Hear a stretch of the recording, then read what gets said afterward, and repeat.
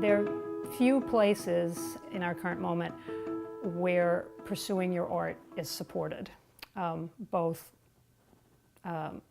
materially, spiritually, in all ways. And so a good MFA program will do that. It'll provide you with good mentors, good peers, and means of support so that you can focus on your writing. And I would say most importantly, to help you develop a vision and a process that will sustain you after the program so that writing works for you in the context of your otherwise complicated life. Good reasons are that you've done everything you can to progress as a writer and you've hit a wall.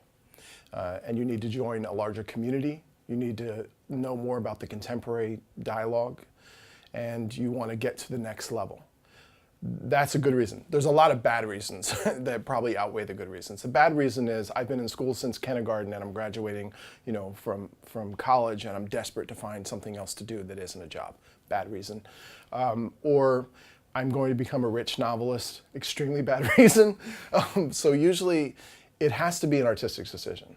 It has to be that you already have gotten as far as you can as a writer, and this is the only next step you can do.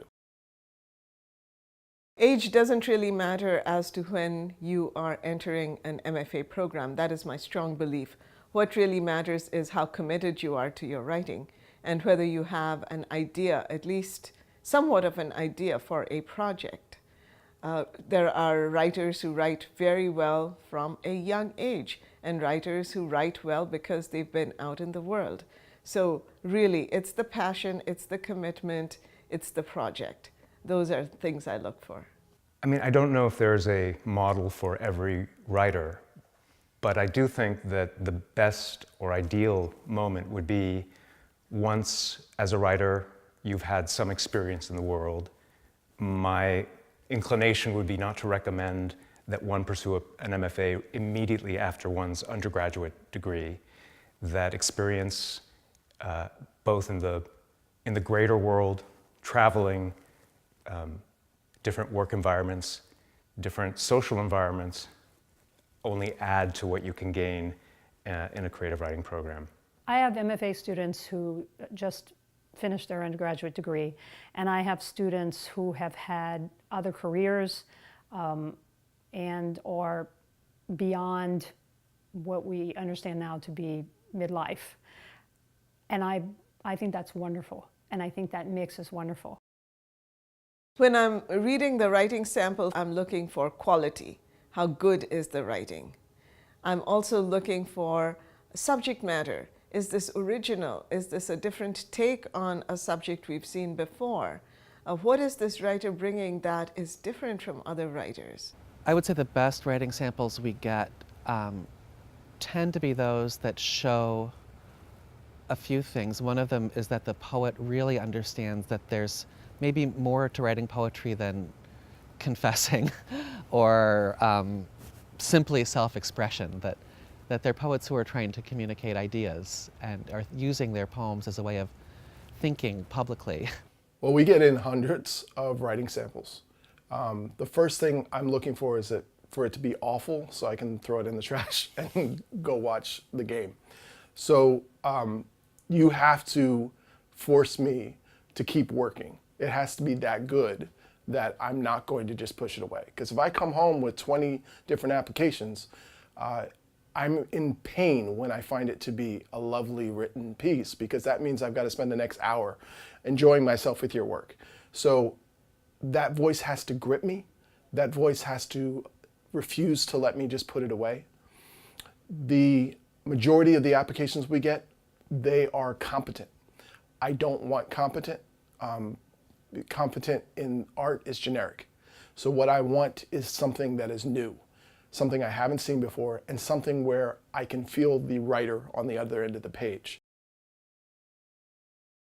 The expectation should be that they can improve more quickly than they would have been able to on their own, and that they'll be introduced to stories and novels and other works that they wouldn't have been able to find on their own, or they wouldn't have been able to find as quickly. And I think it just speeds up the whole process of becoming a writer. I think that we have this sort of amazing diversity, and I don't mean just the city itself, which is hugely diverse, and the campus, which is an urban campus and very diverse, but also within the program itself, there are PhD students getting a degree in creative writing as well as MFA students, so that when you're in the workshop, you don't know who's getting a PhD and who's getting an MFA. You're all looking at the same work, but you're going to get a lot of different eyes on your work and a lot of different experience sort of in the room where you're discussing your stuff. In creative writing, you're being given a cliche. Why do you want to study writing? And the cliche is, well, I've always loved reading and writing, and I would just like nothing more than to be a reader and writer. But that's kind of a given already, and it doesn't separate you from anyone. It's the thing that everybody says who wants to go to a program. But here you have this opportunity to reveal something of yourself.